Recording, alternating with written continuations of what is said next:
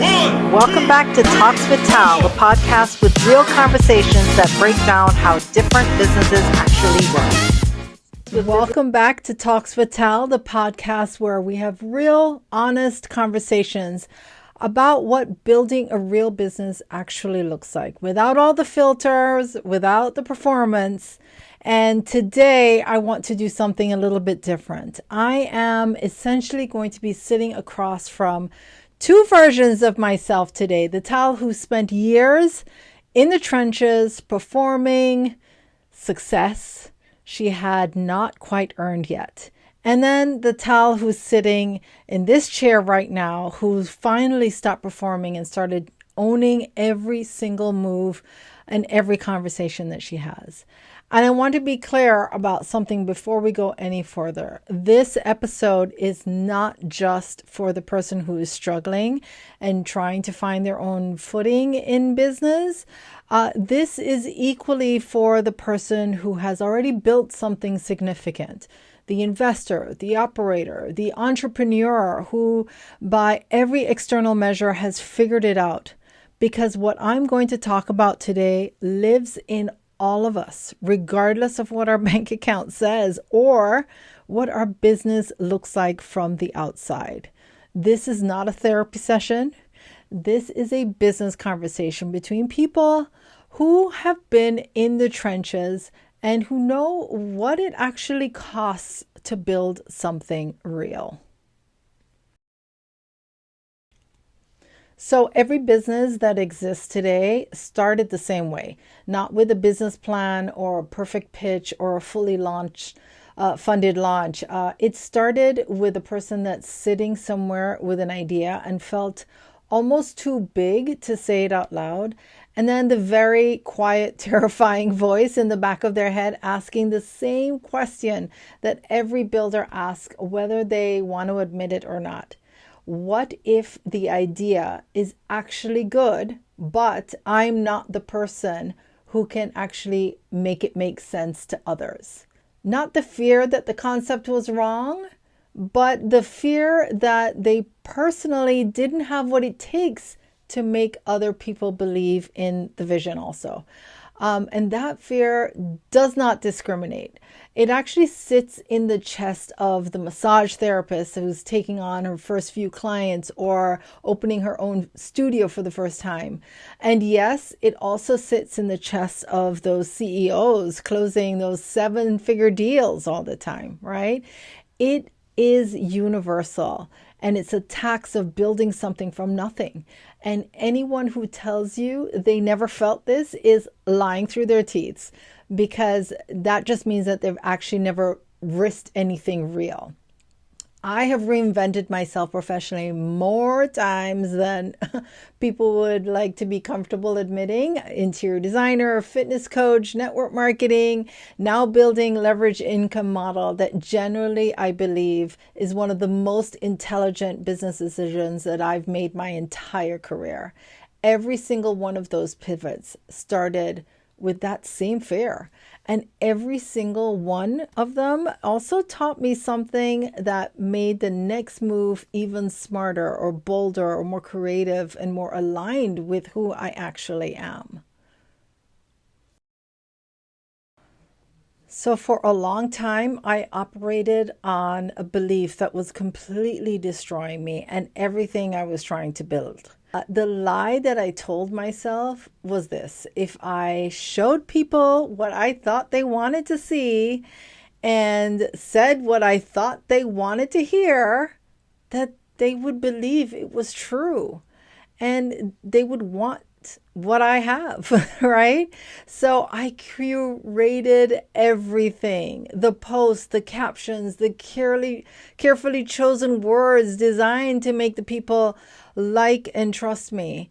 And I was a chameleon, always shifting, always adjusting, never once sharing a real opinion that might cost me a sale or a client. I honestly thought that if the pictures looked like success, then success would follow. And I am sure people saw right through that, or at least they felt the interaction with me was really just a pitch in disguise. But here is what I never stopped to ask myself, honestly, during all of those years. When I was recommending that sofa to a design client, for example, was I like genuinely recommending the best choice for them? Or was I recommending it because it was that I was too afraid to lose the sale over it? Or when I sold someone a 10-day cleanse, did I actually believe that they would follow through? Or did I already know that they probably wouldn't, but I stayed quiet because I needed the commission? And like when I kept the gym client longer than I probably should have, was that genuinely in their best interest or was it in mine?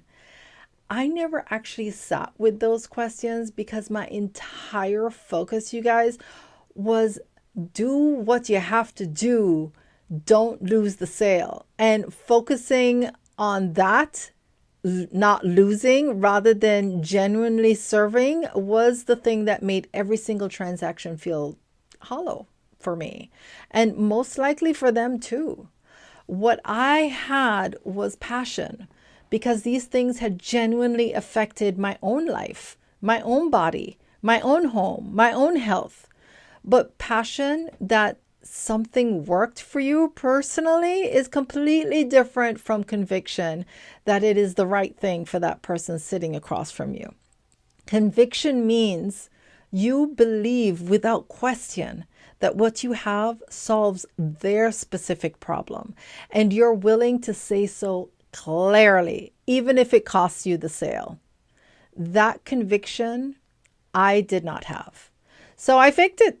And I know people felt the difference, even when they, could not name it exactly. I knew that they felt it and something was off. They knew, I knew. And here's the brutal truth about that strategy. It didn't work, not even slightly. Because people don't buy performance, they buy conviction. And you cannot manufacture conviction. You either have it or you don't. And the fastest way to lose it entirely is to spend your energy performing a version of yourself that you have not actually become yet. What I had was passion, because I genuinely change things in my own life. But passion and conviction are not the same thing in business. And confusing the two will cost you everything. Passion says this works for me. Conviction says I know without question this is right for you. I was operating from passion while performing conviction. And the gap between those two things was exactly where my sales kept falling through every single time. So something shifted when I turned 50. I genuinely stopped caring what people thought in a way I had never experienced before in my life. But I still had that same front because, full honesty, still felt costly for my business. And then my mom passed away. And that protective wall that I had been standing behind for decades just crumbled completely. And I found myself standing like in the rubble, finally seeing myself with total clarity for the first time. And what I saw was a woman who had been so busy trying to appeal to everyone that she never fully committed to anyone, including herself. And I had been marketing to the wrong people because I was terrified to be specific. And being specific felt like exclusion. It felt like the lost sale. What I understand now is that specificity is actually the most powerful sales tool that exists, because when the right person hears you speaking the exact language about their exact problem, they don't need to be convinced or of anything. They just need to know how to reach you. So 2 of the most respected people in my industry said the same thing to me independently within months of each other. And I talked about that last week. The message was simple. You are your avatar. Stop translating what other people are saying and start speaking directly to your own people in your own language about your own experience, because that is exactly where your authority actually lives. Okay, now I want to speak directly to the person who has built something real. The business owner who's not struggling and who's not looking for a lifeline, but is always looking for that next intelligent move. You already understand leverage. You already understand that the smartest money is money that works without requiring you to be there consistently, right? You already understand ROI, and you already understand that every significant thing you've ever built required you to believe in something before you had the proof that it would work. What I'm building and what I'm inviting people into is not a hustle. It is not a side project. It is high ticket model with real commission structure. So there's no inventory, there's no monthly quotas, and a product that a client purchases once and uses it for over 30 years. For someone who thinks in terms of systems and returns and long-term value creation, this is a conversation worth having. The most successful businesses I've ever studied were never a straight shot.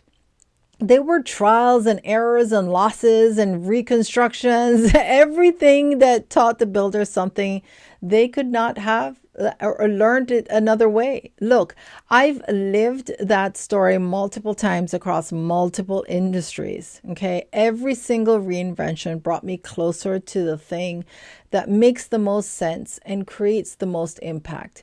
This is that thing for me right now. And I'm building it with the same conviction and clarity that I wish I had brought to everything that came before it.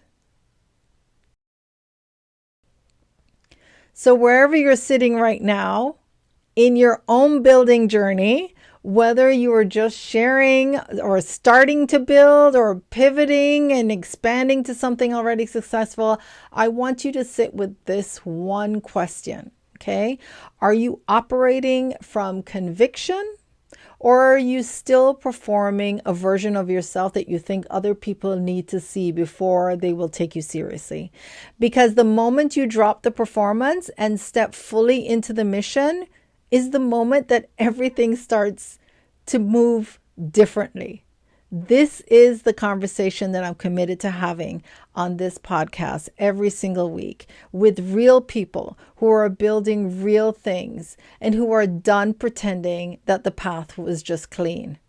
So if today landed somewhere real for you, I would love to have a genuine conversation about it. I'd love to sit with you here live in my studio or on Zoom and learn more about what you're building. So send me a message and let's talk. And if you're curious about the model that I'm building and what I'm adding, a leverage income stream, what that looks like for someone who already understands how business works, my DMs are always open and the link is in my bio. So click away. All right.